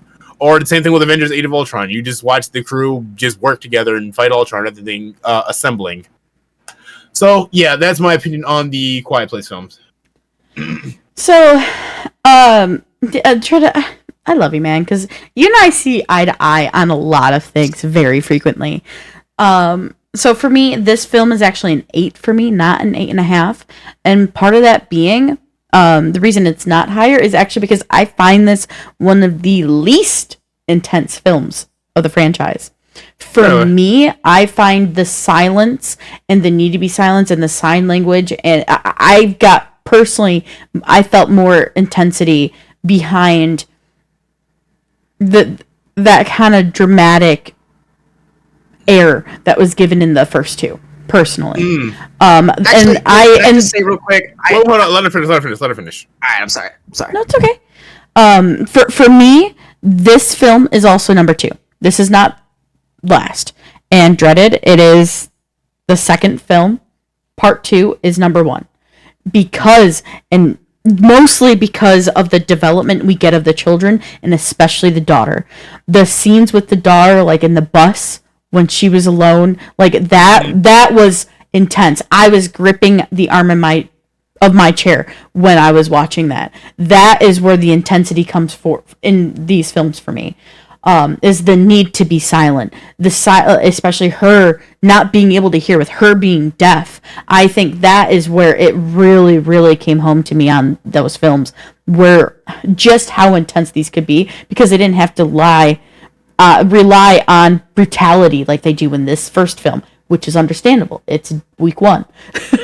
But for that, like you said, not because I dislike part 1, it just something has to go last. I still absolutely love that film. I love this franchise in general. But yeah, my order is part 2, week 1, and 1. Fair enough. All right then. Also, that's something you brought up about the fact that sign language used. I think that's also kind of why I found this one intense, because I kind of forgot, like, oh yeah, the whole thing, they were using sign language, so they kind of sort of had an advantage of communicating with each other. They don't have that, so they actually got to whisper and pray for the best too. And also, I think a big city and just, a massive group of people is also kind of feeding into the intensity for me as well, just watching shit go down. The only thing is, for me, is I've seen New York be destroyed in so many, like, falling of the worlds. Like, I don't give a fuck about New York anymore. Give me somewhere else. Like, I've seen New York fall how many times? I know it's one of the loudest cities in the world. I don't give a fuck. Like, I don't know. It's just it helps. Yeah, for the plot, sure, it works, but I don't care. And I think that's why I liked that's why I really, really, really liked the first ones, is we didn't have to worry about this, we need to trek across the city and get here. Just like I Am Legend, the fucking bridges are being destroyed and this and that. Like, Batman. Yeah, Twice. that too, yeah. But I don't know. Like, for me, the intensity comes in those really, like, moments of where you're like, oh god, they could die, she could die, she can't even hear them, she doesn't know what's lurking right behind her. Like, I don't know, that's why I think number 2 is the most intense for me. Fair enough. Also, I also forgot that I do actually, a lot of stuff you say you don't like, actually I do like. Trekking across the city, and it's not New York that I really care about being destroyed. Like, yeah, that's new. It's just like, no, I like seeing how they handle this particular situation, I guess you could say. I think the reason I dislike it is because it's New York. I've seen New York enough. I wanted to help Morgan a little bit, because, like, in the second one too, they have the baby, which, like, how do you get a baby to shut up? Which is kind of what I thought they were gonna do with the fucking cat. But no, we just happen to have the world's most dumbest but best disciplined cat ever. The cat wasn't real, Luke. Come on. I'm starting to agree with him. Luke, last time I'm gonna bring it up, okay? Because generator, rip shirt, then showed up. Remember when the kid died in the first one? That thing has been going on for... Wait, hang on. How long does this last? Hold up. Shut up! Dude, that's just another instance of a noise, and then the thing just comes in and fucking kills something! You're helping me with that! No! You are not helping, because you said it should be there on top of it like that! That thing took a sec to get there! It took a second! I'm sorry. Morgan, come on! The fucking thing makes the noise, and the kid looks at it for a second, then boom, he's gone. It's like, that's what they do. They swoop in like Batman and take wow. But that is not. You're making it sound like they should be there immediately. Because they are. Hang on, I'm counting this down right now. 1, 2, 3, 4, 5, 6, What scene are you watching? 7, 8, 9, 10, 11, 12, 13, 14, 15, 16, Scene is 17, 18, 19, 20, 21, 22, 23, 24, 25, 26, 27, 28, 29, 30, 31, 31 seconds it took for that monster to get there to kill that kid who was playing with the spaceship. That's the scene I am on. In the first movie. 31 seconds! Okay. It took you 31 seconds to get there! Why is that a problem when the generator goes off? Because I think that's longer than 31 seconds, actually. It wasn't. I don't think know. so. I can't count it. I don't know. We gotta time it. We gotta I don't know. time it. I saw the movie once, but the point We are is, literally gonna Mythbuster this whole fucking franchise. To figure out we who's right. probably have to at this point, but it took it 31 seconds to get there, and you were talking in this film like he's supposed to be there ASAP. That is not always how things work. The point is, it hurt it. It came. It did. Yes, it did. Yes, Yes, but it wasn't that quick. They're not And- always gonna be and that quick. That's actually like a fucking noise. He actually made a noise. That makes sense. The generator was on for that long I time. also want Right to. now. I just want to also state that if their generator went on, there was probably more generators that went off in the area. Actual. That is true as well. That's true as well. I didn't think about that By the either. way, I'm not kidding. I'm getting very sweaty. Like this, I'm putting a lot of emotion. Well, stop getting so heated, Luke. What else do we got? Chill the fuck I can't out. believe you're making me count down shit on how long it took a monster to get now I somewhere. want to know the decibels of each noise. Like, what is the quietest noise you can make before it shows up? Because I've heard like little steps on glass. Boom, there it is. I've heard like whatever the fuck John Krasinski did. Boom, there it is. The cat Because it jumps was on the right desk. there. Monster. Because it was right there. Bullshit. You. We were already there. They don't have piccolo ears. It's not like piccolo ears where you can hear Broly beating the shit out of Exactly your what it is. No, it is. They can hear everything. According to these movies, they literally hear everything until you don't want them to. Oh my god! But does it ever count? Oh my like, God. does it ever get through your head that maybe they don't always register every single noise? At some point, they're gonna think, "Oh wait, that might be nothing." Well, I'm gonna go over here, but okay, whatever. Oh, a little glass thing. Probably nothing actually. So multiple times you that.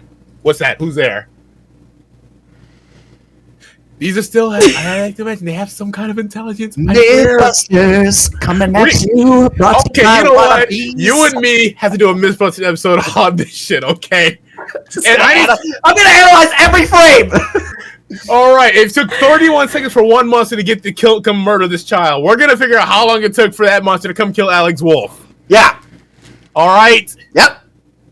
all right. Well, everybody, that's the Wannabees podcast. Morgan has tears. That is the Wannabe podcast. I need water. What was funny is water. I need liquor. I need liquor. What's up? All right. What do you got? What's? oh my god. Any other thoughts before we wrap up tonight's episode, guys? I'm hungry. Morgan, I'm so happy we can make you laugh with this. Well, it was funny because like starting off, literally starting off, my door opened, right? Mm-hmm. And Dan's sister and her boyfriend was crashing here, and normally right now, like that's why you don't see all my like plushies out and everything is because they've been using the couch like that goes down into a futon. This is also partially the guest room, and they needed something, and Caden pushed the door open, but he's laying on his stomach sneaking in because the thing he needed is right on the other side of the couch right by the door. He was trying to like not interrupt the show, and I thought it was Owen. I was like, dang, Owen, you pushed that door open far. But no, it's Caden on his stomach crawling That's the shit in I to would grab do. something and then crawling back and closing the door. So I started laughing because of that, and then you guys just continued to make I me laugh. appreciate him doing that. He didn't have to do that, but I appreciate it. That's hilarious. That is hilarious. Yeah, no, this was fun. This movie couldn't have come out at a better time. This was a great way for us to get back into doing this. So, Absolutely. thanks, guys. Absolutely. We're Be on more shows, baby. I got a brand new job. Works out better. Woo, woo, woo! Trio. Congratulations. All right. All right. Take us out of here before me and Luke start fighting again. All right, everybody. We're the Wannabes Podcast. Thank you so much for joining us tonight. The cat was real. The cat was great. And I'm Morgan.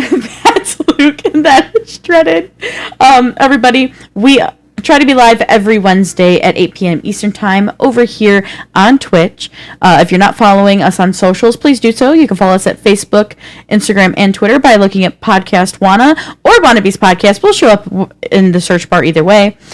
Give us a like, a follow, and that way you know when we're going live, what we're going to be reviewing next. That way you can join in the discussion and chat as well. And yeah, stay tuned to further developments now that we are back and going to get things rolling. I'm going to start rolling out news on this bitch too. I'm going to start having things to say here in about another week or two, so look forward to that. Yes, Morgan, can't wait. We still got to talk about Chaos Theory. We still got to talk about that. We do have to watch I have to watch Chaos Theory yet, but yes, I 100% agree. Maybe that's something I can try to binge this week. Okay, cool. We'll see. But thank you again. Did you ever watch Camp Cretaceous? No, he's a bitch. Sorry, I'm coming in with some heat now. It's alright. It's honestly, remember how I always say like Ninja Turtles 2012 is like good for kids but adults too because you like Ninja Turtles, but good for kids because it's kind of childish. That is Camp Cretaceous. I mean, if you like Jurassic Park enough. Okay. So I highly recommend it. Hell, I got Morgan on that shit with them same words. It was so good. So good. Right. And it was funny, I wanted to watch it to begin with, and I was just worried it was too kiddish. And yeah, it's not. Like, it is, but it's not. Like, there is a lot there for, like, the older Jurassic Park and Jurassic World fans to enjoy. But anyway, we won't keep the chat hanging for just that sort of chit-chat right now. Stay tuned to our social media so you know what we're doing next week. We have plenty coming out and a lot of things to discuss soon, and even a new cool theater and screen to see later this month. Yeah. So, all right, everybody, you have a good one. Thank you so much for joining us. Until Twisters, man. we're watching it. We are watching Twister because I was a huge Twister fan. I wanted to become a storm chaser. I'm okay while watching Twisters. It looks like just something to watch. I'll get into okay it later. We're gonna see it on the big screen on that cool 270 degree. All right. Thank you everybody for joining us. We're the Wannabes Podcast. We love you so much. Next time, don't forget the popcorn. All right. See ya. Bye, guys. Laters.